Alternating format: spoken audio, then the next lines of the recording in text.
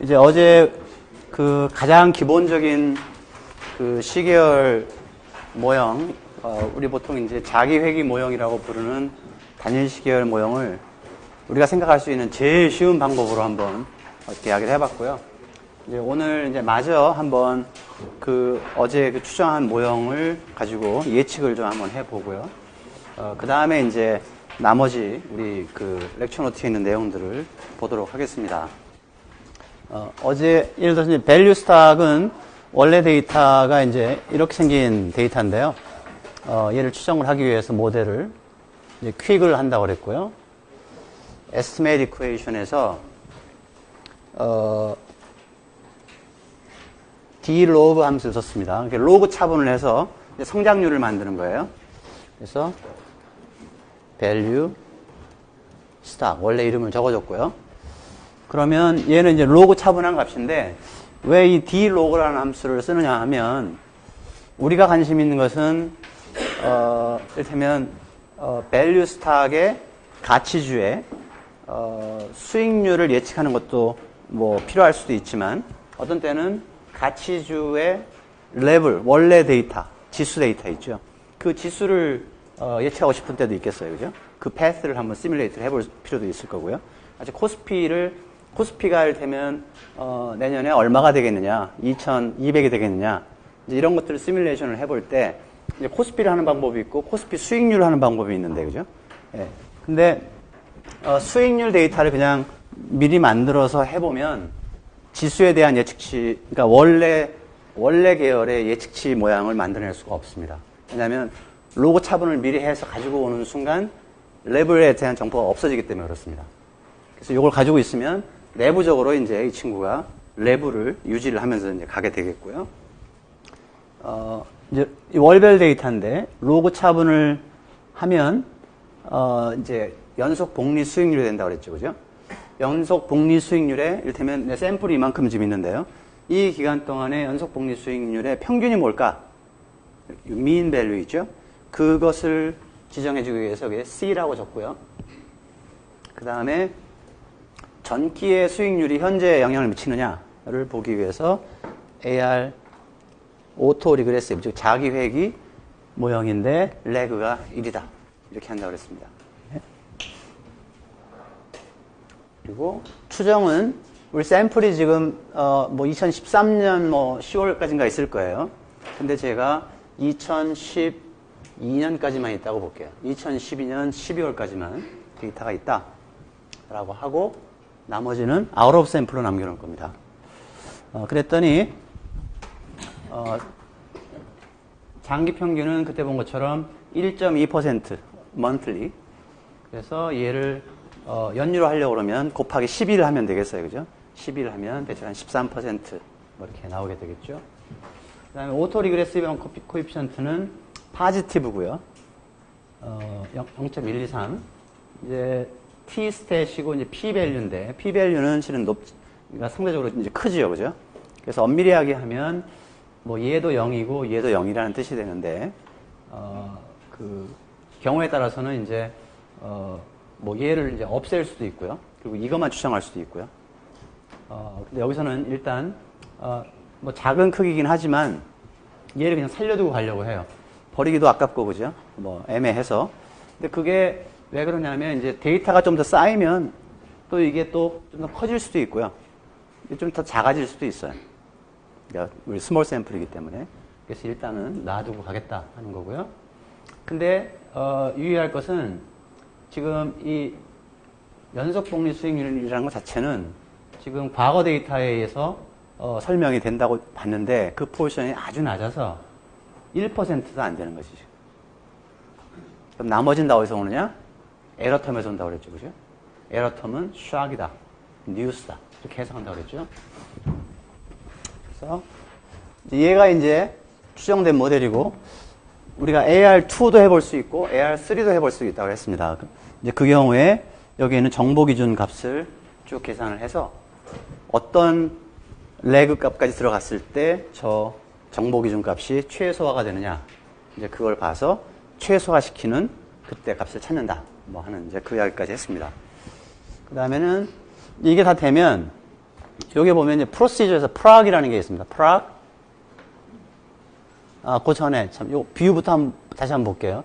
여기 representation이라고 나와 있는데요. representation이라는 것은 원래 우리가 value stack이라는 데이터가 어떤 시계열 프로세스에서 나왔는지는 알 수가 없죠. 그죠?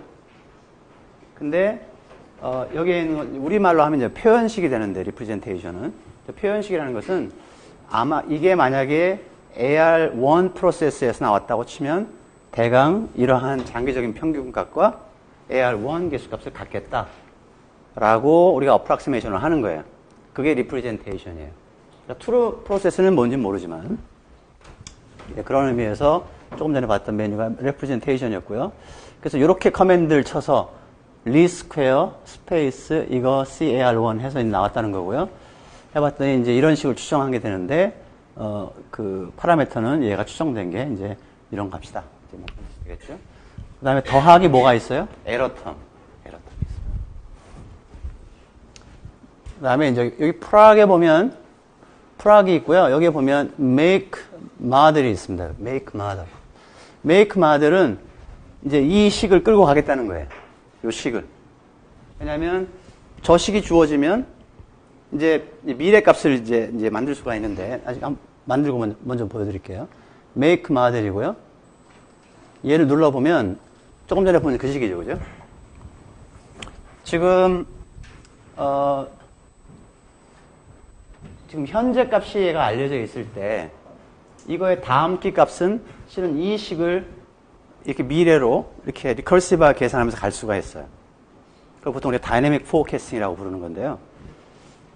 그렇게 해서 계산하는 것은 예를 들어서 지금 현재 시점 값이 여기인데 다음 값, 다음 값, 다음 값, 다음 값 이걸 계산하는 거거든요. 근데 우리가 알기에 지금 얘가 과거 값에 설명되는 게 많지가 않으니까 현재 값을 알아도 실은 다음 값이 뭘까? 선은 그을 수가 있는데 이건 이제 굉장히 많은 레인지에 있을 거 아니에요. 그러니까 모르는 거예요. 그래서 우리 전략은 뭐냐면 얘가 앞으로 예를 들어서 우리가 관심 있는 기간이 이만큼 미래까지면 이 프로세스가 맞다고 했을 때 얘가 어떤 패스로 가지고 갈까를 한번 시뮬레이트를 해보는 거예요. 또 한 번 해봅니다. 또 한 번 해봐요. 예를 들어 1000번을 했어요. 그럼 1000가지 파서블한 게 나오겠죠, 그죠? 1000가지 파서블한 그 경로가 나왔을 때 어떤 특정 시점을 딱 끊어가지고 1000개의 숫자가 이렇게 있을 텐데 여기서 위에서 뭐 5%, 밑에서 5%가 되는 그 점을 딱딱 찍었어요. 그 다음에 또 다른 점에 끊어가지고 5% 끊었어요. 그럼 이렇게 밴드가 나오겠죠, 그죠? 그 밴드가 90% 포캐스트 밴드가 되는 거예요. 우리가 1000개를 해봤더니 1000개 값이 다 대부분 다 90% 확률로 그 안에 들어갔잖아요, 그죠? 그게 신뢰 구간이라는 거거든요. 더 작은 확률을 가지고 이제 이렇게 갈 수 있고요, 이렇게 갈 수 있죠, 그죠? 그래서 우리는 밸류 스탁이 이제 이렇게 간다고 했을 때 이렇게 가는 거는 옵티미스틱한 시나리오. 이거는 뉴트럴한 시나리오. 평균적으로 가는 것은 이거는 패시미스틱한 시나리오. 이렇게 부를 수도 있겠죠, 그죠? 부르기 나름입니다. 원래 그렇게 부르는 것은 통계학에서는 그런 일이 없었는데 이제 파이낸스에서는 이제 그렇게 말을 붙이면 이제 서로 커뮤니케이션이 편한 거예요, 그죠? 우리가 볼 때는 미인보다 위에 있는 패스로 가는 것을 뭐 그러면 이제 몇 퍼센트 신뢰 구간 밴드다 이렇게 부르는데 그걸 그냥 옵티미스틱한 패스다 이렇게 부를 수도 있다는 거죠. 그렇게 하려고 그러면 이게 다음 이제 현재 키 값이 있을 거고요. 다음 키 값은 어떻게 결정되죠? 다음 키 값은 이러한 구조 더하기 잔차항의 엡실론이라고 하면 엡실론 t 플러스 1에서 2에서 결정이 되겠죠. 그죠? 엡실론 t 플러스 1은 미래의 확률 오차항이거든요. 다음 기에. 지금 알려져 있지 않죠. 그죠? 지금 알려져 있는 건 뭐냐면 얘가 평균적으로는 0일 것이라는 거하고요. 그 다음에 어떤 분산을 가질 것이다. 시그마 제곱. 시그마 제곱. 그 앞에 본 추정식에서 보면, 추정 결과에서 보면 그 시그마 제곱의 추정치가 나옵니다.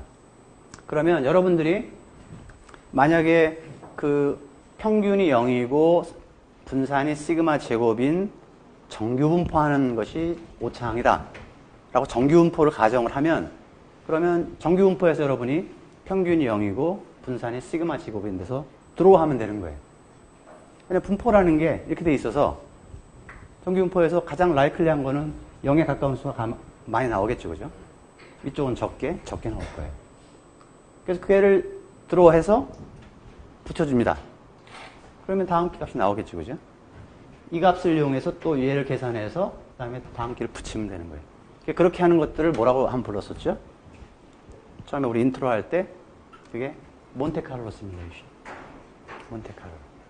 미래값의 지금 경로를 쭉 만들어 보고 싶은데 미래값은 뉴스에서 나오는데 뉴스는 정규 분포한다 그게. 그죠? 그게 몬테카를로 시뮬레이션. 근데 샥이 정규 분포 한다는 것을 어떻게 알겠어요?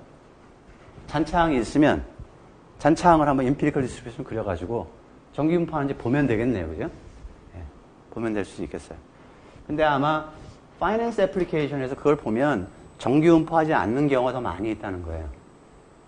약간 좀 꼬리가 좀 두껍거나 약간 스큐가 돼 있거나 한쪽이 더 길고 짧고 뭐 그럴 수도 있겠죠. 그죠? 그래서 어떤 분포가 알려져 있지 않은 경우도 있을 수 있겠어요. 그래서 보통 우리가 얘기하는 부스트래핑이라는 방법이 있는데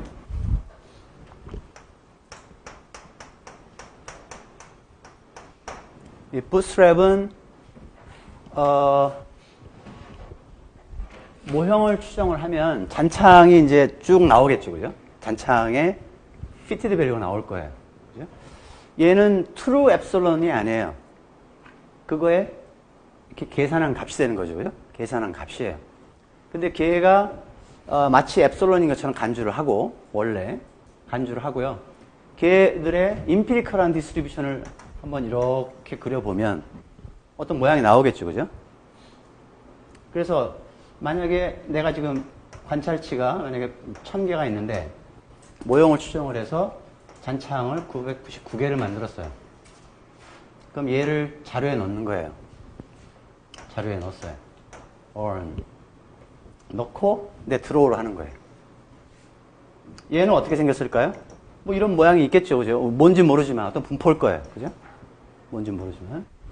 그래서 드로우해서 갖다 씁니다. 다음 거 만들고. 이제 트릭이 이건데 다시 내가 그 본값을 다시 집어넣습니다. 그러면 다시 999개가 있겠죠, 이 안에, 그죠? 이 안에. 그럼 또 드로우를 해요. 갖다 또 써요. 기록한 다음에 또 다시 집어넣습니다. 같은 게 똑같이 들어오될 확률이 얼마나 될까요? 낮겠죠, 그죠? 숫자가 많으니까. 네. 그래서 그렇게 하는 추출 방법을 우리가 보통 복원 추출 방법. 복원 추출 방법.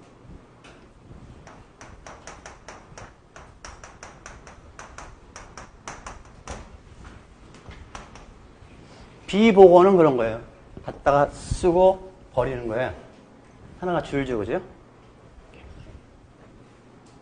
카드, 여러분 포카 치는 사람 있어요? 포카를 치는, 그럼 포카가 몇 장이나 돼요? 제가 포카를 안 쳐서 그렇습니다. 52장.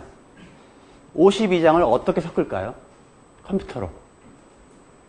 이렇게 한 거 말고요. 이렇게 하는 거 말고 이렇게 컴퓨터에 이렇게 시킬 수는 없잖아요. 이렇게 네. 난수를 발생을 합니다. 1에서부터 52까지 숫자를 발생을 시켜요. 그래서 딱 보고 하나를 숫자를 드로우해요. 기록을 합니다. 그럼 얘는 스페이스 에이스예요. 그 다음에 그리고 그 숫자를 버립니다. 51개 남았죠? 51개 중에 드로우를 해요. 59개를 갖다 놓습니다. 계속 하면서 계속 버리면 맨 마지막에 하나 남겠죠, 그죠? 그러면 정확하게 52개가 랜덤하게 섞이는 거예요.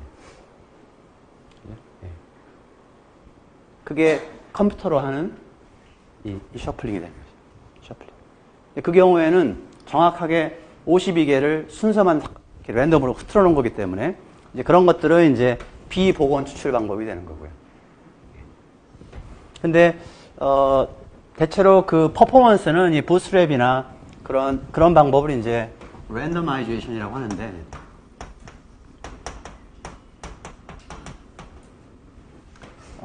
얘는 이제 비복원 추출 방법이라고 그랬고, 부스트래핑은 복원 추출이라고 그랬습니다. 근데 거의 그 차이가 크지는 않습니다. 그래서 이 부스트랩을 통해서 숫자를 드로우해서 갖다 붙여서 이것을 시뮬레이션하는 방법. 그게 지금 EBS에서는 디폴트로 되어 있습니다. 그래서 그거를 실제로 해보면, 애널리티컬하게 계산을 해서 그 포캐스트를 계산한 거하고, 일단 평균 포캐스트요. 이렇게 샘플링을 통해서 한 거하고 거의 유사합니다.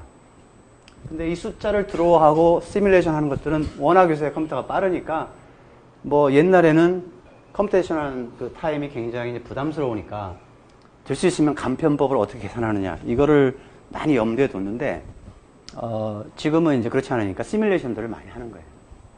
그래서 시계열 분석이 보통 통계학과에서 한 학기씩 하는 이유가요, 그 포캐스트를 어떻게 하면 이피션트하게 빨리 계산할 수 있을까, 이런 애널리티컬한 것을 많이 해요. 그 펑션 같은 거 하고요. 그래서 그거 가지고 이제 사람들이 이제 탁 놓죠. 한 번도 못 해보고 그거 풀다가 이제 끝나는 게 이제 보통 옛날에 그랬거든요. 근데 지금은 그거 통째로 빼놔도 됩니다. 이 아이디어만 이해를 하면 그냥 시뮬레이션이 되게 되는 거죠.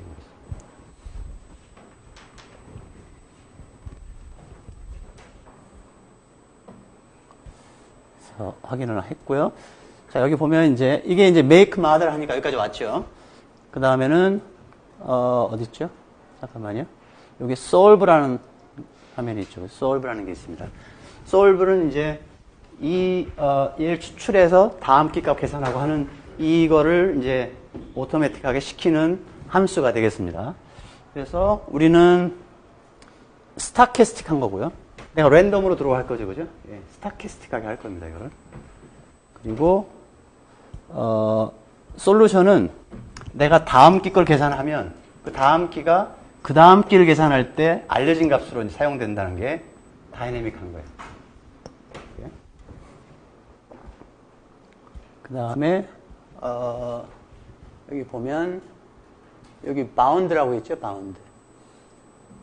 이렇게 되면 이제 어퍼 바운드, 로어 바운드를 생성을 할 거예요. 이렇게. 그 다음에 솔루션, 요게 중요합니다, 요게. 이제 내 샘플의 현재 모델은 지금 2012년 12월까지만 사용을 했거든요. 그럼 2013년부터 1월부터 다음 끝까지는 이제 아웃 오브 샘플이 되는 거죠, 그죠? 그래서 그때를 한번 쭉 해봐라 하는 거니까 2013 month 1부터 2014, 난 맥시멈이 지금 M12까지 있습니다. 요게 내 아웃 오브 샘플이다 하는 거고요. 그래서 확인을 누르고 싶은데 잠깐 요 옆에 옵션을 보겠습니다. 옵션을 보면 요게 요 밑에 하단을 보면 인터벌 사이즈입니다. 투 사이디드를 해서 0.95라고 되어 있죠. 투 사이디드. 그러니까 어퍼 바운드하고 로어 바운드 이 바깥에 있는 지역이 합하면 5%거든요. 그러니까 0.25, 0.25가 되는 거예요. 그죠? 그래서 여러분들이 원 스탠다드 데비에이션 밴드를 한다고 그러면 저걸 뭐 0.63 뭐 이런 식으로 줄이면 밴드가 이제 좁아지겠죠. 그죠? 네, 좁아지고. 그래서 여러분들이 필요하면 필요에 따라서 이 밴드를 요거가 조정을 하는 뜻이고요. 다시 원래 베이직 옵션에 가서 볼 때 여러분들이 체크해야 될 것은 그 다음에 아웃 오브 샘플 지정을 해주고요. 그 다음에 어퍼 로우를 보고 싶으면 그래서 눌러보면은요 계산이 된 거거든요, 이게요. 그래서 화면을 돌아가서 보면 여기 밸류 스타 원래 데이터고요, 요게 컨트롤 누르고 요게 민 패스고요, 가운데 평균적으로 가는 패스고요. 요게 하이 로네요. 요게 하이 로죠. 어퍼 바운드, 로어 바운드. 그래서 이 네 개를 동시에 찍어 보면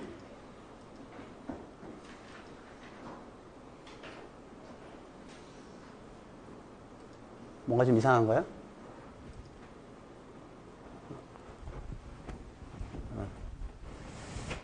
이제 그림이 이렇게 나왔네요. 이제 이렇게 왔는데, 여기까지가 이제 모형을 추정하는 데 사용한 데이터고요. 여기가 예측 구간이거든요. 여기까지가.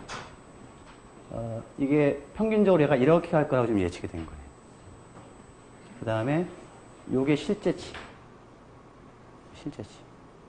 이게 95% 어퍼 바운드, 로우 바운드. 그래서 주식을 일단 95% 신뢰 구간에서 예측한다 하는 게 조금 지나면 지날수록 이게 엄청 커지죠, 이게. 굉장히 어렵습니다. 증권사 직은 다 안다고 그러죠, 그죠? 그런데 이게 어려운 겁니다. 이것도 우연히 뭐 이렇게 가본 것 같잖아요, 그죠? 이런 거는 이제 여러분 고객하고 컨설팅 할 때 쓰는 그 자료에다가 집어넣으면 돼요. 제 모델은 이렇게 갑니다. 예측치인데 이게. 이제 이게 안 맞잖아요. 그러면 여기서부터 한번 해보세요. 맞을 수도 있게요, 언젠가.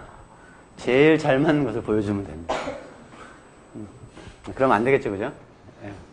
근데 자기가 이제 이런 걸 해봐가지고, 아, 이거는 우연히도 맞고요. 조금 바꿨더니 또, 이제는 다음엔 또 이렇게 나오고, 이제 이런 것들을 이제 자꾸 해보면, 아, 이거는 이런 모델을 가지고 예측하는 것이 큰 도움이 안 되는구나.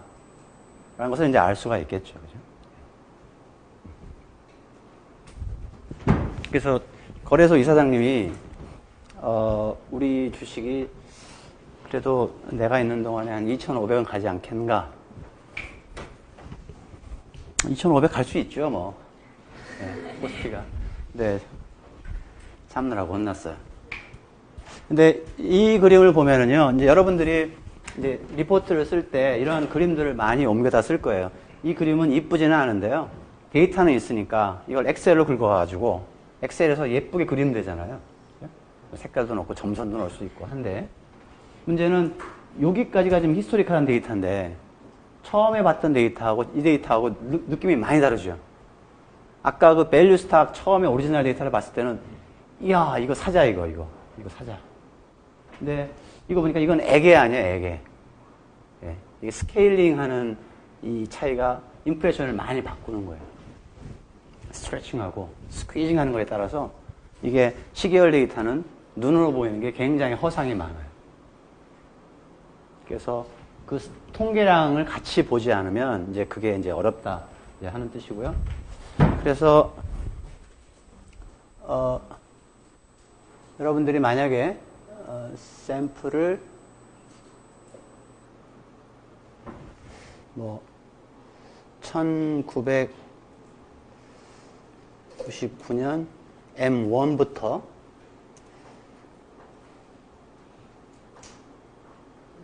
아니 그렇게 하지 말고요. 2008 M1부터 2014 M12 똑같은 데이터인데 더 다르죠, 느낌이. 그죠? 얘는 그냥 횡보하나 보다. 그죠? 네. 느낌이 굉장히 많이 달라집니다. 그래서 아까 이쪽에 쭉 밑에 있는 숫자도 있을 때는 이제 이게 많이 벌어진 것 같았는데 또 어떻게 보니까 좀 덜 벌어진 것 같잖아요. 그죠? 네. 그래서 이 그림에 따라서 굉장히 이제 느낌이 달라지는 게 시계열에서 잘못하면 이제 호도가 될 수 있는 이제 그런 거라는 거고요.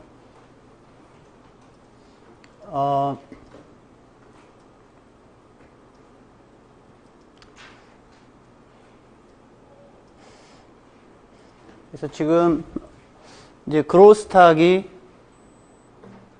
작년 한 10월 정도까지가 모양이 이렇게 생겼는데요. 대체로 그 코스닥하고 모양이 비슷하다고 말씀을 드렸어요. 코스닥 지수하고요. 그래서 현재 예를 들어서 500 뭐 한 27이다. 그러면 이제 이게 550은 가겠다. 라고 또 생각을 하는 거예요. 또 여의도에서는. 네, 근데 you never know죠. You never know.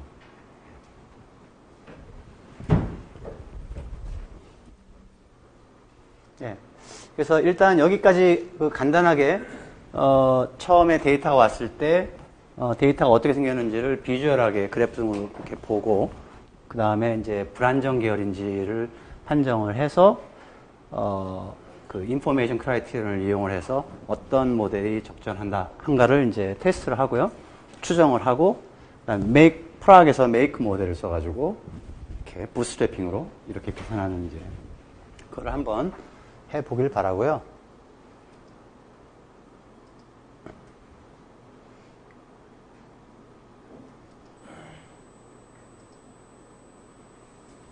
이게 아니고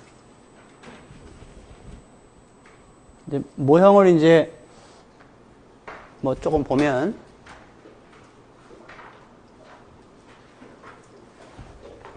그 이제 렉 오퍼레이터를 들여오는데요. 렉 오퍼레이터는 연산자입니다. 연산자. L이라는 연산자인데 이 연산자는 어떤 의미가 있냐면 어떤 변수 t 시점에 x의 값 xt가 있을 때 거기에 L을 곱해주면 얘를 한 기 전기로 이렇게 백워드 시프트하는 이제 그 역할을 합니다.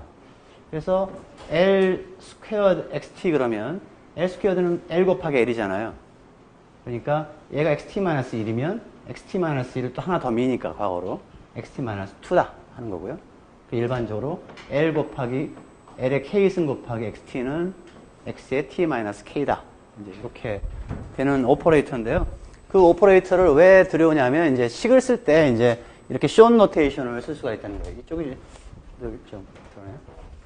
보면 x는 과거 예를 들면 p개 렉에 설명되는 식이다. 이게 보통 우리가 얘기하는 p차 자기회귀 모형이고요. 수학을 여러분 열심히 하는 분들은 저게 이제 보통 우리가 얘기하는 difference equation이라는 거예요.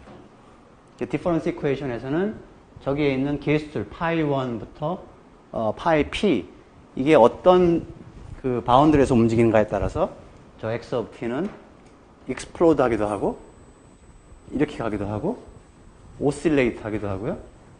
그 다음에 oscillate 하면서 이렇게 줄어들기도 하고 증가하기도 하고 여러 가지 모양을 보이는 거예요.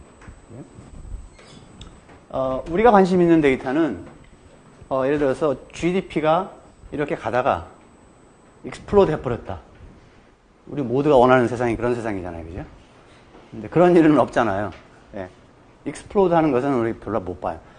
인플레이션이 가다가 익스플로드 하는 게 하이퍼 인플레이션이잖아요. 그래서 독일에서 빵 하나를 사기 위해서 이렇게 마르크화를 이렇게 술에 끌고 가는 사진들 있잖아요. 이게. 그러니까 그런 경우, 아주 극단적인 경우 외에는 일반적으로는 이제, 익스플로드 한 데이터들이 없습니다.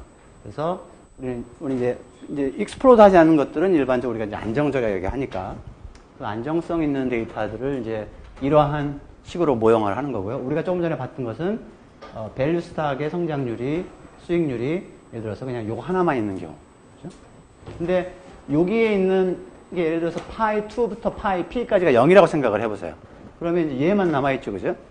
그러면 얘하고의 관계를 나타내는 건데, 요 식이. 이런 거네요. 어제 어떤 학생이 질문을 해서 봤는데요.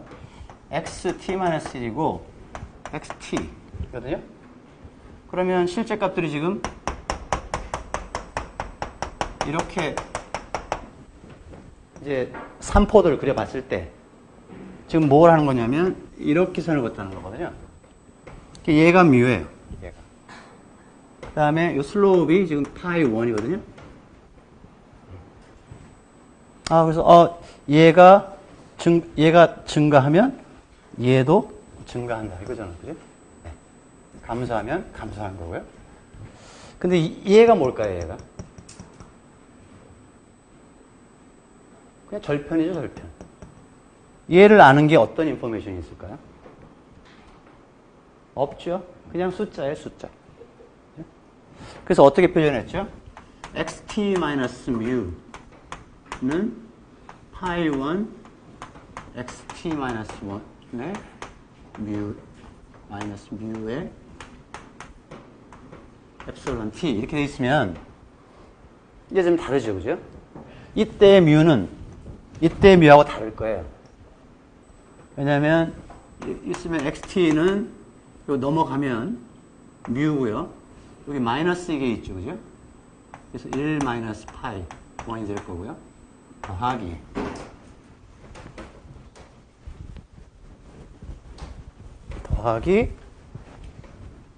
파이 1 xt 마이너스 1이고요. 2t 이렇게 될 거예요. 그럼 이때 뮤는 뭐라고 그랬죠? 이 x 데이터가 안정적이라고 할 때 장기적인 평균이라고 그랬습니다. 장기적인 평균. 그러니까 이렇게 하는 게 인포메이션이 있는 거죠, 그죠? 이렇게 하면 즉 얘는 뭐냐면 요거잖아요. 리커버는 할 수 있겠어요, 값이. 실제로 얘가 뭘까? 이 모형을 통해서. 근데 그렇게 할 필요 없다는 거죠. 이렇게 해주면 되는 거고요. 그래서 여러분들이 리스퀘어를 할 때 이거를 이거에 대해 하라고 할 수도 있겠죠. xt c 상수 넣어라, 절편 넣어라 하고 xt-1 이렇게 하면 이제 얘가 상수로 얘가 계산되는 거예요. 근데 리스퀘어 xt c에 ar1으로 해라 그러면 이게 계산되는 거예요. 그래서 아까 그 모형의 리프레젠테이션을 봤을 때 뮤를 상수항을 본 게 이걸 본 거고요, 여러분들은. 장기적인 평균. 그 다음에 뒤에 AR1은 하고 어떤 숫자가 나왔었죠? 걔는 얘를 나타내는 거예요. 그러니까 이렇게 쓸 수가 이제 어려우니까 이제 아까와 같이 그렇게 다른 모양으로 이제 표현을 한 건데요. 그래서 이렇게 하는 게 실은 더 의미가 있습니다. 그 다음에는 이제 얘가 식이 길어지니까 아까 그 leg 오퍼레이터를 쓰는 거예요. 그러니까 여기에 있는 것은 그냥 편의상 우리 같이 수익률을 생각을 하면 이제 이렇게 하는 게 이를테면 장기적인 수익률이다 아니면 장기적인 성장률이다 이렇게 해석이 되니까 그거는 필요한데 그냥 일반적으로 시계열을 그냥 개념 없이 할 때는 뭐 이렇게 처리를 해도 상관이 없다는 거예요. 이렇게 해도. 그래서 일반적으로 그냥 뭐 상수가 하나 있다 어떤 그게 이제 이런 식으로 결국 표현되는 거라고 하더라도 상수 하나다. 그래서 그렇게 쓴 거예요. 편의상. 그 다음에는 이제 얘를 왼쪽으로 넘겨서 이제 이렇게 팩터 아웃 시키는 거죠. 이렇게. 그래서 얘는 뭐냐면 L 곱하기 XT잖아요. 그래서 XT로 묶을 거니까 L 곱하기 파이 1. 얘는 L 곱하기 L 제곱의 파이 2 이렇게 되겠죠. 그죠? 그럼 나머지 이제 남은 것들은 이제 얘하고 얘만 남았으니까 이렇게 된 거고요. 그러면 이제 늘 이런 표현이 나오니까 가만히 봤더니 1 알려진 숫자 얘들은 파라미터 그 다음에는 L의 폴리노미얼이네. 그죠? 여긴 L의 0승 L의 1승 L의 2승 쭉 가지고 그죠? L의 P승 이렇게 되잖아요.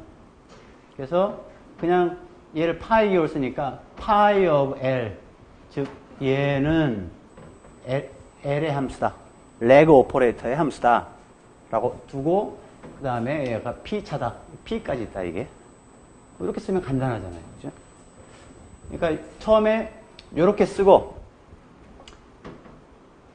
파이 of L은 요거다 라고 디파인을 하고요. 그 다음부터 이 식만 끌고 다니면 되잖아요. 이렇게 쓸 필요 없이.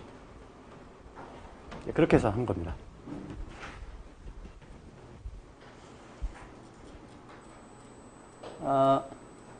요거는 이제 컨셉이니까 그냥 컨셉만 이야기를 할게요. 그때 말로 이렇게 이야기를 했었는데, 보통 우리가 이제 안정성이 있는 계열이다. 스테이셔너리한 타임 시리즈다 하는 이야기는, 여기 보는 거는 이제 정의가 어떤 X라는 데이터가 있을 때, X는 어떤 분포를 가지고 있으면 그걸 fx라고 놓고요. X는 연속이니까 이제 이렇게 해서 마이너스 무한대에서 무한대까지 적분한 것이 일반적으로 기대값의 정의거든요. 그래서 그 기대값을 만약 계산했다고 했을 때 이렇게 표현한 건 뭐냐면 어떤 상수라는 거예요. 상수. 그러니까 장기적인 경제성장률을 계산해봤더니 상수다. 어떤 유한한, 무한대보다 작은 어떤 숫자다. 그죠? 상수고. 그 다음에 분산을 어떻게 계산하냐면 여기서 계산한 평균이 있으면 원래 데이터를 평균에서 빼주고 얘를 제곱을 합니다. 제곱을 한 것을 x의 밀도 함수인 fx 있죠. 걔로 곱해서 적분한 거예요. 분산의 정의가 그렇습니다. 느끼면 얘도 제곱하고 싶죠, 그죠? 예. x에 대해서 하는 거니까 fx입니다. 그래서 편차의 제곱의 일종의 합이거든요. 합의 평균. 그래서 걔가 이제 분산이 어떤 숫자로 유한할 때. 시계열에서는 이제 그 분산을 보통 우리가 x의 분산은 시그마 제곱이다 이렇게 많이 쓰는데 그 우리가 이 친구가 보통 우리가 평균이 0이고 시그마 제곱이라고 쓰기 때문에 이 x의 분산이 있을 거고요. 이거의 분산이 있을 거 아니에요, 그죠? 그래서 그게 서로 차이가 나기 때문에 편의상 우리 게마라는 기호를 씁니다. 그래서 보통 이렇게 쓸 때는 X라는 어떤 스타캐스틱 확률 프로세스, 확률 과정이 있는데 확률 과정의 분산이 유한한 상수면 그 이야기는 뭐냐면 여러분이 이제 그 주식 수익률을 쭉 플랫을 했는데 얘가 변하는 변동 폭이 이렇게 긴 구간으로 봤을 때 대체로 이 구간에 일정하게 대부분 뭐 95%가 들어간다든가 이렇게 되는 게 이게 유한한 거고요. 이게 가다가 뭐 이렇게 간다든가 그럼 가다가 커지잖아요, 이게 그죠? 그거는 시간 종속적이라는 거예요. 시간에 종속하지 않는다. 유한한 분산을 갖는다. 또 특히 분산뿐만 아니라 공분산. 공분산도 계산할 수가 있는데 그 공분산을 예를 들어서 서로 K 시점 떨어져 있는 데이터 사이에 공분산을 계산했을 때 그게 만약에 게마 K라고 하면 걔도 마찬가지로 유한한 상수다. 그 경우에 우리가 그래서 평균이 시간 종속적이지 않은 상수고 분산과 공분산이 평균 시간 종속적이지 않은 어떤 상수일 때 유한한 상수일 때 그 XT는 안정적인 시계열이다. 특히 우리가 평균과 분산, 공분산까지만 봤죠. 그죠? 1차, 2차 정률까지만 봤습니다. 모멘트까지만. 그래서 코베런스 스테이셔널이다. 이렇게. 그래서 우리가 시계열 모형에서 지금 일반적인 애플리케이션에서는 요 코베런스 스테이셔널이한 그냥 띄고 그냥 안정적인 계열만 하는 거고요. 주식의 수익률이나 환율의 변화율, 경제 성장률 뭐 이런 것들이 대부분 다 안정적인 시계열에 들어가겠습니다. 당연히 이제 이런 게 있으면 이제 이게 오퍼레이셔널하게 계산을 해야 되니까 어떤 X라는 데이터가 있으면 X라는 데이터의 분산 또는 이 코베런스는 그러니까 이 코베런스는 오퍼레이셔널하게 이렇게 계산한다는 거예요. 그러니까 샘플이 있으면 사이즈가 캡 T면 캡 T는 100개다. 그러면 100개를 가지고 평균을 먼저 계산을 하고 그 다음에 XT고요. XT-K거든요. 데비에이션을 곱해서 더한 것을 샘플 사이즈 나눈 거니까 즉 평균을 낸 거네요. 그죠? 요 차이를 곱해서 전부 그걸 더해갖고 사이즈로 나눴으니까 평균을 낸 거죠. 그죠? 분산은 이렇게 계산하는데 보통 X와 Y의 공분산을 계산하는 것이 아니라 XT와 XT-K 자기 자신을 가지고 계산하는 거기 때문에 그런 의미에서 오토 자기 오토 코베런스라고 부른다 이런 거죠.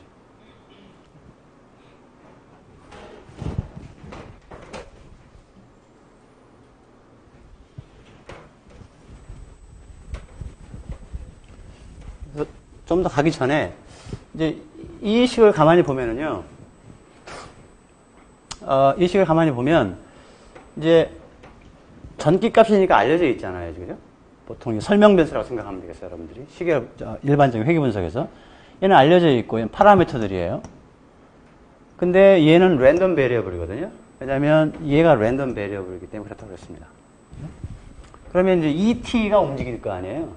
그럼 ET가 움직이면 ET는 뭐 예를 들어서 이런 식으로 가는 잡음이라고 치고요. ET. 그럼 XT는 어떻게 변할 것 같아요? 아까 말한 것처럼 이런 값들에 따라서 XT는 이제 여기 같은 스케일로 한번 그려볼게요. 같은 스케일로. 그러면 ET는 이렇게 가지만 XT는 이렇게 갈 수도 있다는 거예요. 그 이야기는 뭐예요? 얘는 베리에이션이 요만큼이잖아요. 얘는 베리에이션이 그래서 오차항의 베리에이션하고 그 프로세스인 X의 베리에이션이 달라지는 거예요. 근데 나중에 보면 이러한 모델은 다른 방법으로 고쳐 쓸 수가 있는데요. 뭐냐면 이거의 시퀀스가 쭉 있잖아요. 이렇게 쭉 있습니다. 어떤 특정한 시점에서의 이 X값이라는 것은 현재 엡실론하고요. 이 모든 과거의 값들의 어떤 선형 결합으로 표현할 수 있다는 거예요. 그러니까 원래 드라이버는 얘거든요. 얘가 드라이버 하는 건데 이 값의 구조에 따라서 그다음에 렉이 몇 개인가에 따라서 여러 가지 모양의 X가 탄생을 하는 거예요. 이게 실리콘이 들어가가지고 이게 모래가 들어가서 이제 반도체가 생긴 거예요. 이게 빌딩 블락이라는 거예요. 엡실론이라는 게.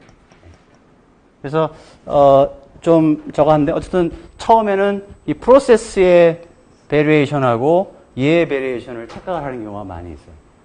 근데 어쨌든 일반적으로는 얘가 더 크다 하는 거고요. 여러분들이 그때 봤던 AC, PAC 이렇게 해서 숫자가 쭉 있었는 거 봤었죠, 그죠? 1, 2, 3, 4 이렇게 쭉 있을 때 오토 콜레이션, 파셜 오토 콜레이션 그랬는데 여기는 오토 콜레이션 어떻게 계산되는 걸 봤더니 이렇게 계산되는데 이렇게 아주 특정한 K에 대해서 K가 1이면 한 기 떨어진 것 사이에 공분산을 분산으로 나눠준 거. 여기 T, 여기 T로 나눠주면 캔슬 되잖아요, 그죠?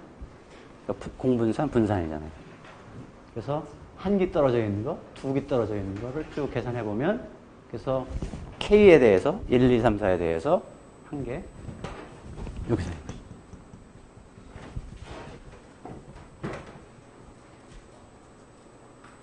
여기는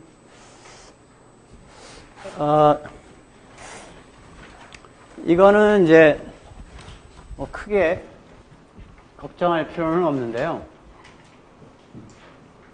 이게 아까 우리 기호로 보면 이제 rho k 햇인데 이제 원래 k 시점 떨어진 관측치들 사이에 자기 상관이 얼마나 되느냐를 이제 rho k가 측정하는 건데 rho k는 일반적으로 알려져 있지 않기 때문에 모수기 때문에 샘플을 통해서 계산한다고 그랬습니다.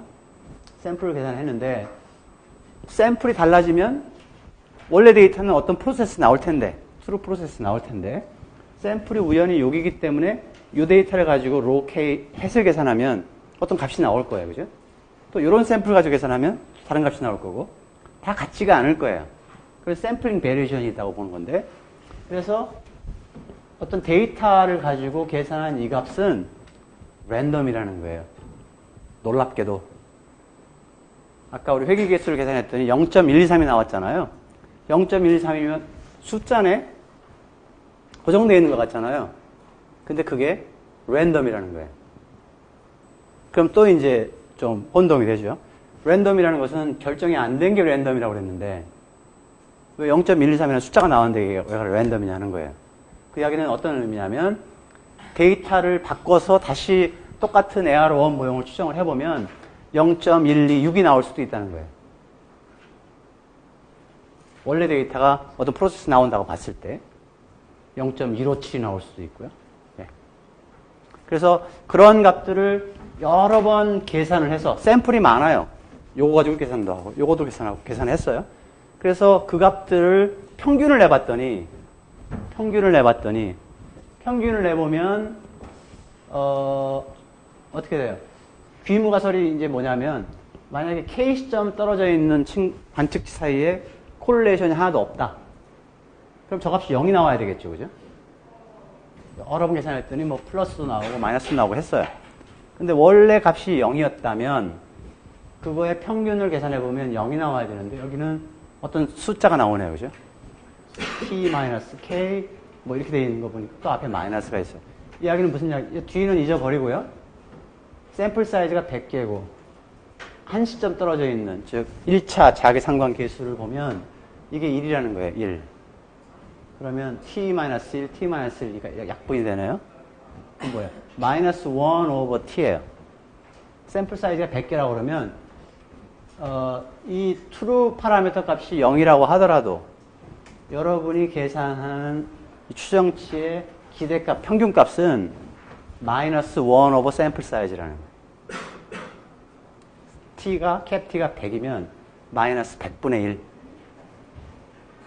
1 over 100. 그러니까 우리식으로 표현하면 유한한 표본을 가지고 rho k 햇을 계산을 하면 얘가 일반적으로 밑으로 다운워드 바이어스가 있게 추정이 되는구나. 이야기를 알 수 있다는 거예요. 평균적으로. 그 이야기는 얘가 0이 아니어야 아까 뭐 AR1 모형도 만들고 또 AR2 모형도 만들고 이렇게 할 텐데 해봤더니 개수가 어떤 값이 나왔는데 마이너스 0.12가 나왔어요. 근데 그게 실은 0인데 다운워드 바이어스가 작동을 해서 그럴 수도 있다는 거죠. 파이낸스에서는 여러분 나중에 이제 할 때 실제로 그 소표본에서의 네가 추정한 개수가 의미가 있느냐 뭐 그런 것들을 많이 따질 때가 있어요. 그래서 그걸 보여주기 위해서 어쨌든 이런 통계량이 우리가 이런 것들을 계산해보는 이유가 평상시에 작은 샘플에서 어떤 특성이 있느냐를 볼 때 하는 거고요. 이 뒤에 거는 이제 실제로 이제 기대값이니까 뭐 적분 같은 거 막 해야 될 거 아니에요. 해볼 때 어떤 다른 텀들이 나온다는 거예요. 다른 텀들이 쭉 나오는데 여러 개 이거보다 복잡한 식들이 쭉 나오지만 걔들이 어떠한 유를 가지고 굉장히 작은 수에 수렴한다는 거거든요. 무시할 만하다는 거예요. 쉽게 하면. 예. 무시할 만한데 이게 여기 big O를 이렇게 크게 써 있는 거는 이 안에 이게 어떤 의미인지는 여러분이 뭐 지금 하기가 어려울 텐데요. big O로 되어 있는 것은 그냥 유한한 어떤 작은 상수로 간다는 거예요. 접근. 무시할 만하죠? 얘가 little로 이 작은 O로 이렇게 하면요. 그거는 0으로 수렴한다는 거예요. 마찬가지로 무시할 만하죠, 그죠? 예. 그래서 얘를 띄고 어쨌든 다운로드 바이어스가 일반적으로 있다 뭐 하는 거.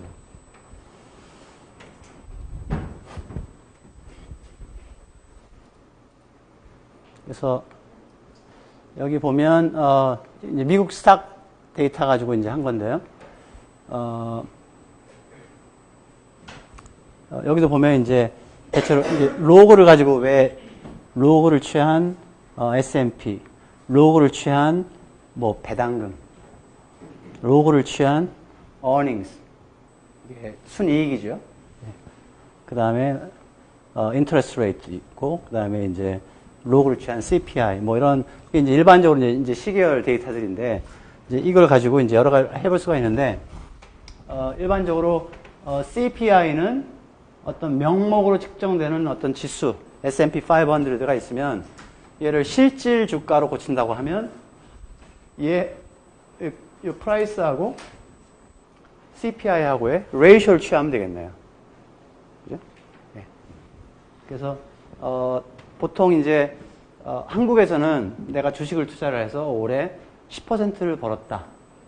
이게 관심이지만 실제로 인베스터들은 특히 이제 미국에 있는 여러 이제 그 전문적인 이런 사람들은 인플레이션을 제하고 얼마나 벌었느냐 하는 거거든요. 실질 개념으로요. 그죠? 네. 그래서 이런 거 데이터 셋을 만들 때 대체로 이제 얘를 실질 개념으로 바꾸는 어떤 것들이 필요할 때가 있는데 그럴 때는 뭘 써요? 소비자물까지 쓴다는 거예요. 소비자물까지. 네, 그냥 지나가도 되고요. 뭐 부담 없이. 보면 이거는 Continuous Compounded S&P Return인데요. 이제 히스토리컬한 데이터. 미국 사람들이 여기까지 데이터가 있네요. 여기까지. 이때 이제 서부 영화 할 때고요, 그죠? 이제 상장되는 주식이 이제 한 3개쯤 될 거예요. 뭐 이쪽 서부에 있는 어떤 그 열차 회사 하나 뭐 그런 거 있죠. 웰스파고도 그때 있었는지 어떤지 모르겠는데 하여튼 뭐 그런 거고요. 그래서 이때는 이제 이 S&P 500는 500개의 블루칩 스탁을 가지고 한 거잖아요. 이게. 이때는 500개가 안 되죠. 그래서 과거 값들은 이제 좀 약간 좀 그런 제약이 있어요. 하지만 이제 그래도 주가의 패턴을 분석을 하기 위해서 한국에도 몇 번 오신 그 로버트 쉴러 교수 그런 분들이 보통 미국은 데이터가 1926년부터가 컴프리hensive한 데이터들이 축적이 되고 있어요. 26년부터는 뭐 데일리 데이터도 있고요. 뭐 주식이나 채권 같은 거에. 근데 애뉴얼로 해서 이렇게까지 좀 백데이트 시킨 거고요. 그래서 이렇게 되면 이렇게 긴 데이터가 필요한 게 앞으로 30년 후에 주식시장이 어떨까를 보려고 하면 그럼 과거에 30년들이 몇 개나 더 반복되는지를 패턴을 봐야 결정을 할 수가 있잖아요. 그래서 롱 히스토리컬한 데이터가 있는데 이제 우리나라는 이제 이 정도부터 시작해서 밖에 데이터가 없으니까 굉장히 이제 이런 걸 할 때 취약한 그런 상황입니다. 지나가고요. 요거죠, 그죠? 1, 2, 3, 4, 5고 조금 전에 얘가 어떻게 계산되는지 포뮬라 여러분들이 봤다는 거예요. 포뮬라는 기억 안 해도 됩니다. 그걸 계산했으면 이제 이용만 하면 되겠죠. 여기는 이제 partial autocorrelation이라는 것을 예를 설명을 한 거예요. 아까 어떤 데이터 X가 있을 때 X가 안정적이라고 이제 생각을 하면 이제 수익률이라고 생각하면 그게 예를 들어서 이제 leg 1에서 이제 이렇게 이제 쭉 이제 가는 거잖아요. 근데 여기는 PAC는 뭐냐면 자, 이제 이거를 보고 이게 정보가 어떤 정보를 시사를 하느냐 보는 거예요. 봤더니 전기 값이 현재 값에 파지티브한 영향을 준대요. 전전기 값이 현재 값에 파지티브한 영향을 준대요. 그죠? 이만큼 떨어져 있는 값이 현재 값에 마이너스 영향을 준다는 거예요. 그럼 내가 지금 AR 모델을 해야 되는데 AR1, AR2, AR3 모르겠다죠, 그죠? 근데 실은 이 데이터는 AR1에서 나온 거예요. AR1. 그래서 쉽게 생각해 보면 이렇게 생각해 보면 알죠. 자, 요게 이제 AR1 모델이거든요. 상수를 잊어버리고, 그죠? 과거 값, 현재 값에 영향을 주나요? 그러면 로우 1은 0이 아니라는 거네요, 그죠?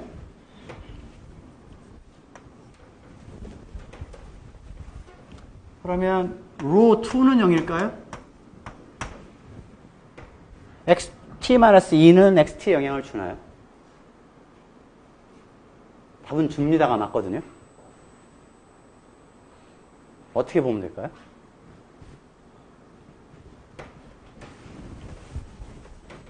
얘를 렉을 시켜갖고요. 그럼 xt-1이 되겠죠.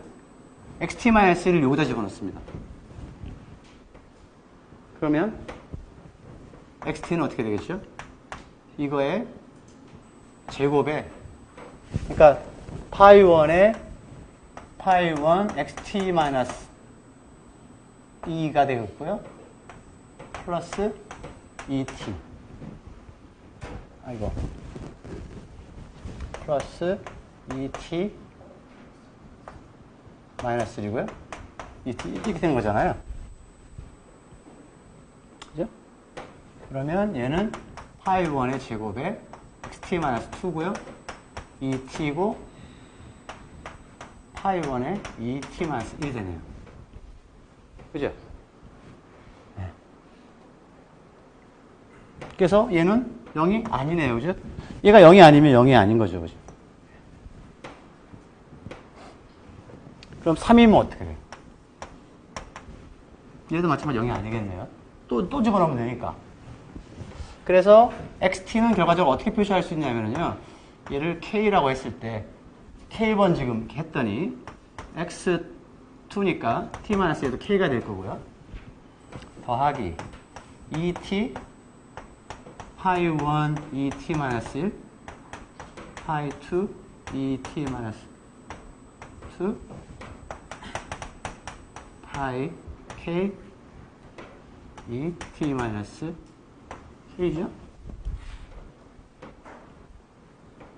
2일 때 1이니까 2일 때 1이니까 이렇게 되겠네요. 한 개 줄어야 되니까 이렇게 될 거예요. 그래서 엄청 K가 커지면 그래도 계속 영향이 있다는 거죠. 근데 원래 모델은 뭐였어요? 이거였죠, 이거. 그래서 파셜 오토 콜레이션은 굉장히 간단한 컨셉트예요. 얘에 대해서 회귀 분석하고 얘를 계산합니다. 그 다음에는 렉을 하나 더 넣습니다. t-2를 넣습니다. 그래서 그러면 이제 xt-1, xt-2로 회귀 분석을 하거든요. 그러면 뭐가 추정이 되겠죠? 그럼 xt-2에 있는 그 개수 있죠? 걔를 기록을 하는 거예요. 그 다음에 3개의 렉을 집어넣어서 마지막 거를 또 계산하고, 첫 번째 렉만 집어넣어서 계산한 개수값이 이거고요. 두 번째 렉까지 넣었을 때 두 번째 렉 거의 개수가 이거예요. 세 번째가 이거고, 네 번째가 이거고. 그러니까 이게 뭐예요? 이게 레그가 하나밖에 없는 모델이라고 하면 여기에 t-2까지 집어넣으면 걔가 0이 나오겠죠. 그죠? 그래서 0이 같게 나온 거예요. 그래서 이 데이터는 만약에 이렇게 됐다고 그러면 얘는 이렇게 천천히 이렇게 죽고요.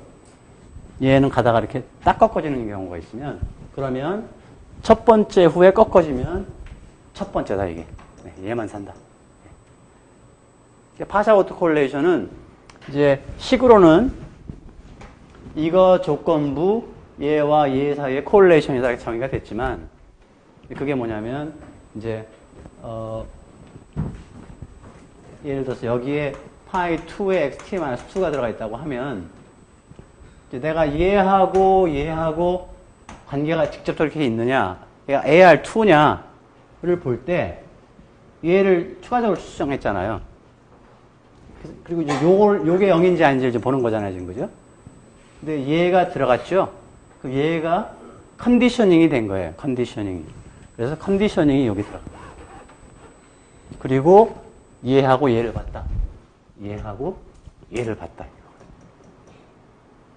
근데 그거를 실제로 임플리멘트 할 때는 굉장히 복잡하게 계산을 해야 되는데요. 지금은 그냥 리스퀘어를 하나씩 집어넣으면서 그때 제일 마지막에 집어넣은 레그의 값들을 쭉 읽으면 그 값이 이렇게 나오는 거고 걔가 편자기 상관계수다. partial auto correlation이다. 이렇게 해석하면 되겠습니다. 이야기가 나온 길에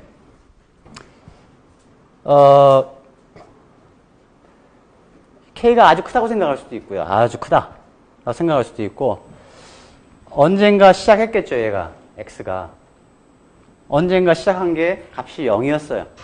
그러니까 K라는 게 아주 먼 옛날인데 그때 X 값이 0이었어요. 그럼 0 곱하기 그러면 0이네, 그죠? 예, 무시하자 이거예요, 이를테면. 그 나머지는 얘만 남잖아요. 어떻게 되어 있어요? AR1 프로세스는 과거의 확률 오차항의 선형 결합이래요. 그죠? 웨이트가 어떻게 돼요? 1, 파이1의 제곱, 아이고. 이게 파이1의 제곱이고요. 파이1의, 이게, K-1인가요? 네, 이렇게 되네, 그죠? 쭉 가겠죠, 이렇게. 그래서, 과거, 아까 제가 이야기한 엡실론이 이렇게 움직이는데, 실은 X는 뭐 이렇게도 움직이고 한다고 했죠? 요 웨이트가 어떻게 되는가에 따라서 여러 가지 모양이 되는 거예요. 이거는 지금 AR2를 이렇게 적었는데, AR2는 이거보다 더 복잡하게 정의가 되겠죠, 그죠? 근데 결국은 어떻든 간에 이런 거의 함수로 될 거라고요. ET 시리즈의 함수가 되는데, 그 값이 어떻게 되는가에 따라서 여러 가지 모형이 결정이 될 수 있다 하는 거고요. 근데 중요한 거는 이 AR1 모형에서 이 파이1이 1이면 어떻게 돼요? 1이면.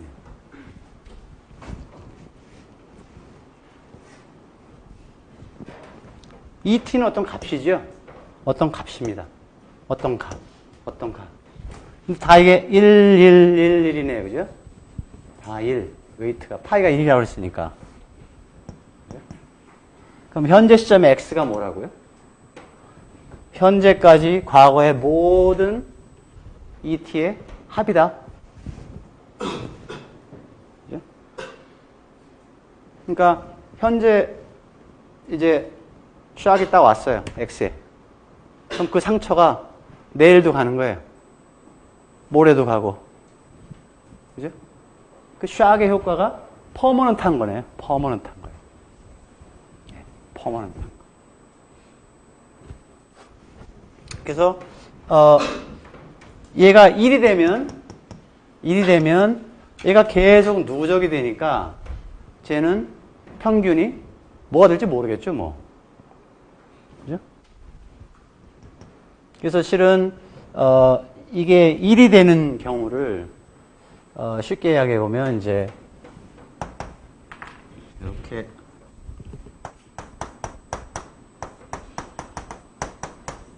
이렇게 간단하게 썼거든요. 예? 그래서 실제로 보니까 주가, 밸류 스탁이 실은 이 프로세스에 가깝다는 거예요. 여기 스몰 한 상수 빼놓고 상수를 일단 무시한다고 했을 때 이런 거라는 거예요. 그러면 내가 이거를 알고 있을 때 얘를 알고 싶어요. 여러분이 x를 얘로 회귀 분석을 해보세요. R 스퀘어드가 아마 0.99는 나올 거예요. 그러면 내가 미래 주식의 값을 99%를 예측을 했느냐? 설명할 수 있겠느냐? 아니라는 거거든요. 그게 뭐냐면 얘가 1이라는 이야기는 얘가 예측이 안 된다는 뜻인데 예측이 안 되는 이유가 뭘까요? 1이라고 그러면 내일의 xt 값은 뭐에 의해서 결정돼요? 과거의 모든 et 값 더하기 et 플러스 1이네요. et 플러스 1은 모른다면서요. 그 예측이 안 되는 거죠. 그래서 얘가 랜덤 워크예요. 그 주가가 이런 프로세스에 가까우냐? 지난 30년 동안 그 파이낸스에서 나온 많은 리졸트들이 저렇다고 보는 거예요. 저렇다. 설사 얘의 어떤 프리딕터블한 움직임이 있다고 하더라도 아까 AR 번개수 굉장히 마지널하게 유의적인 것처럼 그 정도밖에 없다는 거예요. 그 정도밖에. 그래서 이런 케이스는 당연히 불안정시 계열인데요. 이렇게 해볼 수도 있어요. 여러분이 이제 뭐 베리언스 배웠겠다 이제 겁나는 거 없죠. 이제 해봅니다. 이제 여기다 이제 베리언스를 씌워봅니다. 베리언스를 루스하게 얘가 0이라고 치고 베리언스는 뭐예요? 시그마 제곱. 얘 베리언스는 뭐예요? 아, 요건 잘 모를 수도 있겠다. 파이 1 et-1의 베리언스가 뭐죠? 파이 1 제곱? 상수니까 튀어나오죠? et-1은 분산이 시그마 제곱이에요. 시그마 제곱. 왜 그래요? 데이터는 et라는 랜덤 시리즈에 값이 이렇게 나왔잖아요. 이 et예요. 평균이 0이고 분산이 시그마 제곱이거든요. 근데 얘가 평균 0을 중심으로 움직이는 안정적인 계열인데 안정적인 계열은 어떤 특정한 값이 있잖아요. 특정한 값이 지금 만약에 t-12라는 값이었다. 그러면 어떤 숫자예요, 지금은. 반칙이 될 때는. 근데 얘가 랜덤 베리어블이라서 아직 이게 확정이 안 된 상태로 생각해보면 이 t-10이라는 거에 기대값이 뭐냐? 기대값은 0이라는 거예요, 0. 이거의 분산은 얼마냐? 시그마 제곱이라는 거예요. 그럼 이 값의 기대값은 뭐냐? 저 값의 기대값도 0이에요. 이거의 분산도 0입니다. 이제 시그마 제곱입니다. 그래서 모든 x에 이 et라는 시퀀스의 기대값을 계산을 했을 때 아까 이 xt는 뮤다 했잖아요. 그러니까 모든 e나 x에 대해서 여기 이 경우는 이제 2인데 2에 대해서 기대값이 0이어야 그게 안정적인 계열이라는 거거든요. 그래서 이 값의 분산이 시그마 제곱이었으면 이 값의 분산도 시그마 제곱이라는 거죠. 그래서 얘의 분산도 시그마 제곱이라는 거예요. 시그마 제곱. 그러면 얘가 만약에 1이고 다 1이었으면 랜덤 워크 시리즈라고 하는 이거라서 파이 1이 1이라고 하면 분산 하나, 분산에다가 이거 곱한 거, 제곱한 거, 분산에다 이거 4제곱한 거 쭉 더하는 거죠. 근데 얘가 다 1, 1이니까 시그마 제곱 더하기, 시그마 제곱 더하기, 시그마 제곱 더하기 여러 개죠. 시간이 갈수록 계속 커지네요. 그죠? 분산이. 그러면 아까 안정성 계열 조건을 만족하지 않는 거죠. 그죠? 네. 그 주가는 어디 튈지 모르는 거죠. 커지는 거죠. 그래서 보통 이 AR1 과정인 경우에는 이런 조건을 만족을 해야 됩니다. 파이1이라는 값이 1보다 작고 마이너스 1보다 커야 저 계열은 익스플로드를 하지 않습니다. 또는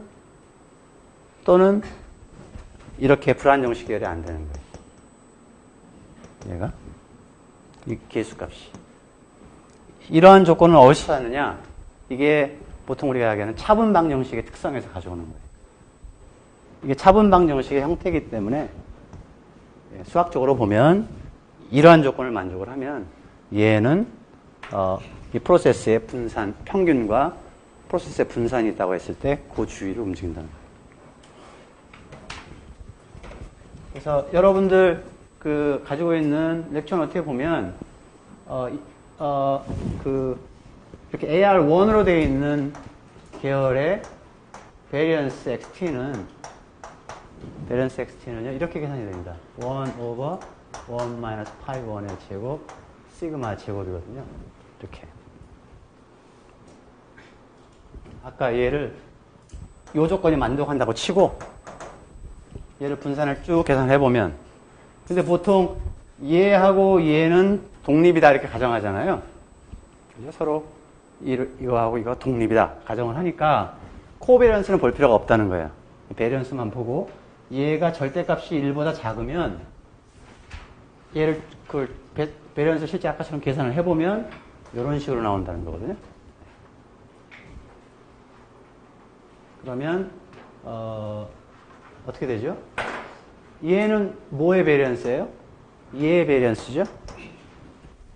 근데 뭐 쉽게 해서 얘가 0.5라고 하면 1-0.5의 제곱 분의 1이니까 1보다 크죠. 그러면 얘의 베리언스는 어떻게 돼요? 커진다는 거잖아요. 아까 이야기한 게 그 이야기입니다. 얘가 1로 어프로치를 하면 어떻게 돼요? 이제 undefined 되는 거죠. undefined 되는 거죠. 그래서 이제 이렇게 된 게 주가라고 했을 때 그냥 이 데이터를 통으로 넣어서 그냥 분산을 계산해 버리면 의미가 없죠. 그죠? 네. 그렇다고 이야기, 지난번에 다 했습니다. 이야기를. 이 파이가 1인 경우를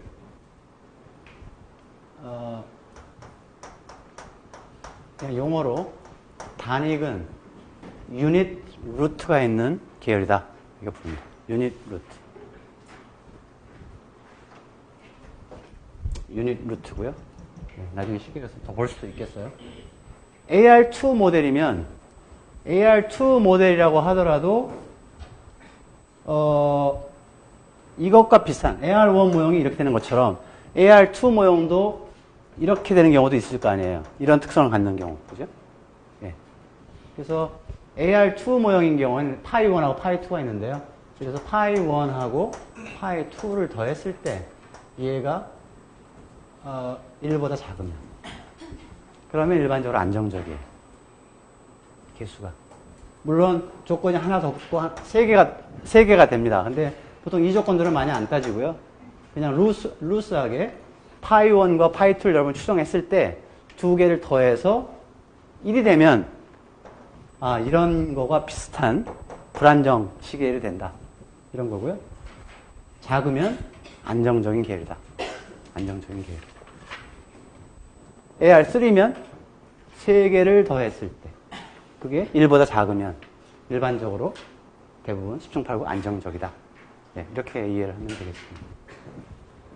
그래서 안정성, 그 다음에 그 리미팅 케이스, 그러니까 예를 들어서 이렇게 되는 경우는 이제 우리가 일반적으로 단위근이 있다. 이제 이렇게 이야기할 수 있겠죠. 그죠? 네, 단위근.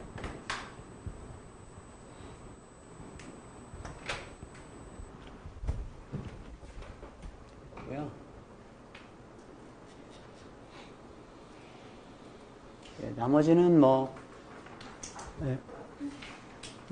비슷한 이야기들이 이제 보이죠. 그죠? 비슷한 이야기들이 보이니까 시간이 되면 전체적으로 많지가 않으니까요. 한번 보세요. 그래서 AR1 과정을 시뮬레이트를 해보면, 이때 파이 값이 이를테면 0.95다. 예를 들어서 가정을 했을 때 엡실론은 분명히 잡음일 텐데 그 파이 1 값에 따라서 이런 모양도 생기는 거고요. 그죠? 네. 이런 모양은 제가 다른 이야기를 안 하고 그냥 어디 뭐 IBM 주가다 그러면 여러분이 뭐 구분할 수 있겠어요? 네. 그러니까 이것도 뭐 하지만 뭐 혹시 이런 특성이 있는 데이터가 아닐까라고 생각할 수도 있겠죠, 그죠? 네. 근데 이거는 데이터가 일이 아닌 경우 어딘가 앞에 이제 숫자가 나와 있을 텐데 그래서 그러니까 파이 1이라는 숫자가 자꾸 이 바운더리에 가까워질수록 이거의 특성과 유사하게 나오겠네요. 그죠?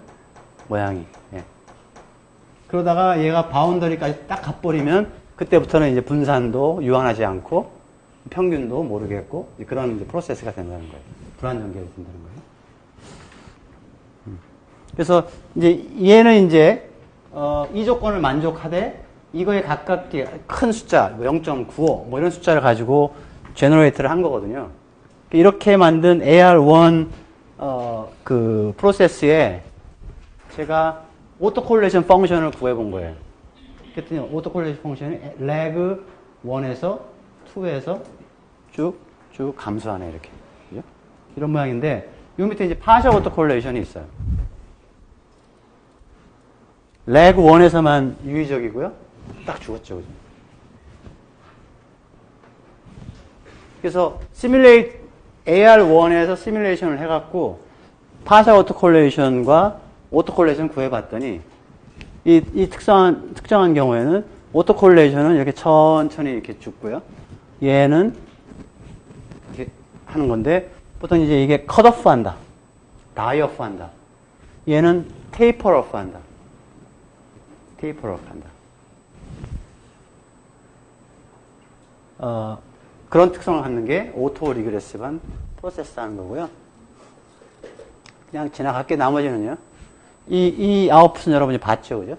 아웃풋은 봤습니다.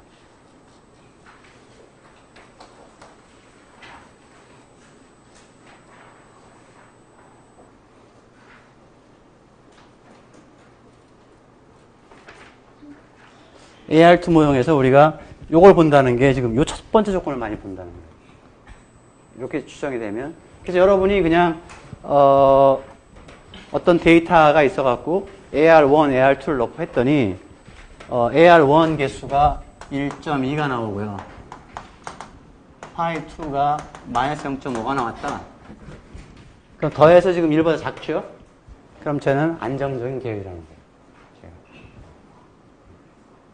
근데 이제 애매한 케이스가 1.2고 얘가 마이너스 0.23. 그러면 이제 애매하죠, 그죠? 0.9 이렇게 되니까. 그래서 이제 통계적으로 걔가 진짜 1이냐? 아니면 1보다 작으냐? 이걸 검증하는 게 이제 다른 그 검증 통계량이 있다고 이야기를 했고요.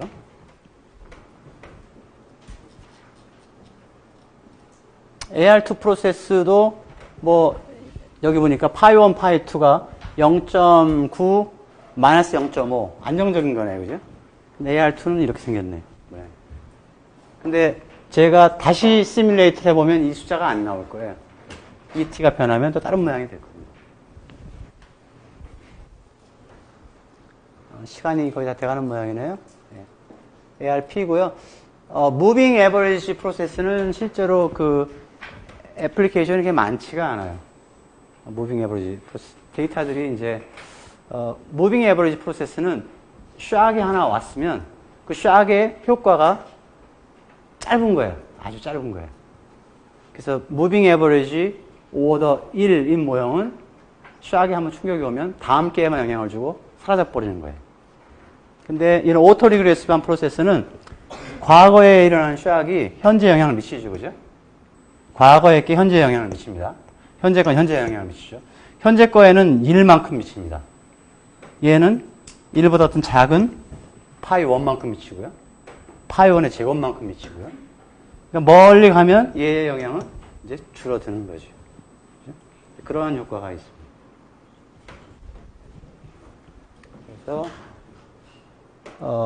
그래서 AR 모형 정도만 보면 될 것 같고요. 저희는 시간상 그 다음 시간에는 이제 실은 이제 우리가 안정적인 계열을 많이 모형을 하지만 우리가 보는 많은 경우에는 이제 이렇게 불안정 계열들이라고 했어요. 원래 계열 자체는. 그래서 불안정 계열은 이제 이렇게 되는데 이렇게 되는 데이터는 가만히 보면 모양이 얘가 이렇게 올라가는 경향이 있어도 보이고 또 이렇게 내려가는 경향이 있어도 보이고 그걸 보통 우리가 추세라고 부릅니다. 추세. 데이터에 추세가 있는 경우들이 이것처럼 보이는 게 많은데 그 추세를 어떻게 이해를 하느냐 하는 게 이제 중요할 수가 있겠어요. 그래서 그 추세에 관한 이야기만 간단히 하고 단일시계열 분석은 떠나려고 해요. 그러니까 여러분들이 이제 AR1, AR2 정도 모형이 대체로 어떤 모형인가를 이해를 하고 하면 이제 그다음에 이제 추세가 개념이 뭐냐 이제 요거만 이제 어느 정도 이해가 되면 이제 그 다음에는 실은 뭐 시계열 모형은 안정성이냐 불안정성이 있는 것이냐 구분을 할 줄만 알면 이제 나머지는 컴퓨터가 다 스미게이션 해줄 수 있다는 거예요.